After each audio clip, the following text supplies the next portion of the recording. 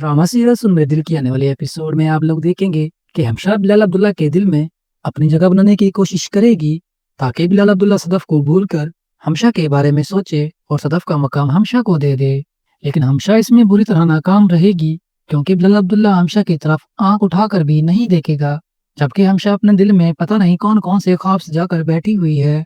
हमशा ये देखेगी कि बिलाल अब्दुल्ला जब भी उससे बात करता है तो सिर्फ सदफ और अमार के बारे में ही करता है और उसके अलावा कोई और बात नहीं करता। अब हमशा इस बारे में काफी सोचेगी और एक नई चाल चलने का फैसला करेगी। उसे ये बात अच्छी तरह मालूम हो चुकी है कि वो जितनी मर्जी कोशिश कर ले वो बिलाल अब्दुल्ला को सदफ के खिलाफ नहीं कर सकती और सदफ को बिलाल अब्दुल्ला के खिलाफ जितना करना था वो पहले ही कर चुकी है। इसलिए अब हमशा का हदफ अमार बन जाएगा। हमशा अमार से सदफ और बिलाल के ताल्लुकात को लेकर उसके कान भरने शुरू कर देगी और अमार से कहेगी कि तुम सदफ से कहो कि वो बिलाल अब्दुल्ला के ऑफिस से इस्तीफा दे दे क्योंकि उसका अब यहाँ काम करना ठीक नहीं है। अमार हमशा से कहेगा कि तुम ऐसा क्यों कह रही हो, अब तो हमारी शादी हो चुकी है, बिलाल अब्दुल्ला अब क्या कर लेगा। हमशा अमार से कहती है कि यही तो तुम्हारी छोटी सोच है कि बिलाल अब्दुल्ला क्या कर लेगा। बिलाल अब्दुल्ला सब कुछ कर सकता है, अगर वो खुद तुम दोनों की शादी करवा सकता है तो तुम दोनों की शादी तुड़वा भी तो सकता है।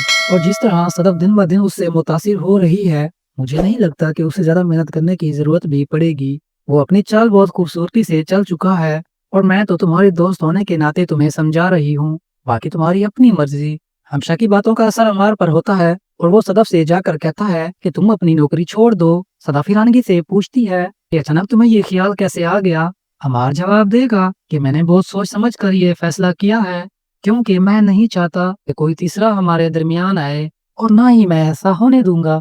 और वैसे भी मैं अब इतनी अच्छी पोस्ट पर हूँ कि हम दोनों के खर्चे तो उठा ही सकता हूँ, तो फिर तुम्हें नौकरी करने की क्या जरूरत है।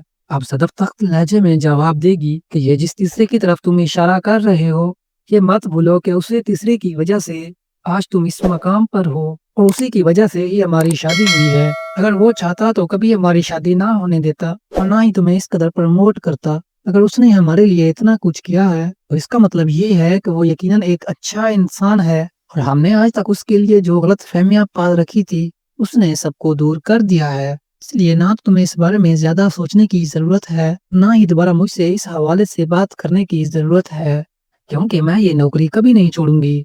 मेरी माँ और मेरे भाई की मुझ पर जिम्मेदारी है। जब तक ज़ावियार अपने पैरों पर खड़ा नहीं हो जाता तब तक ये जिम्मेदारी मुझे ही उठानी पड़ेगी।